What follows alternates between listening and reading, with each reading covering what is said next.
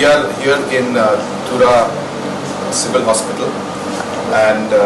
where the recently inaugurated cath lab is now fully functional, and the heart patients who earlier would have to go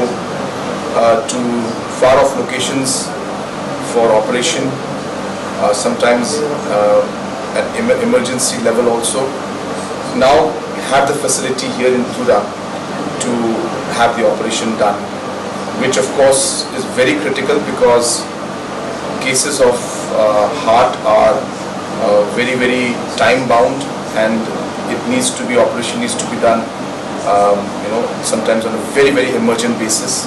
and a gap of 5, 6, 7 hours of travel to other locations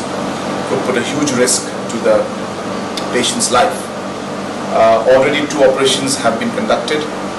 I was just got a chance to meet them, and doctor was telling me that one of them, in fact, if he had to be sent outside to do the operation, then the risk would have been very high and even fatal.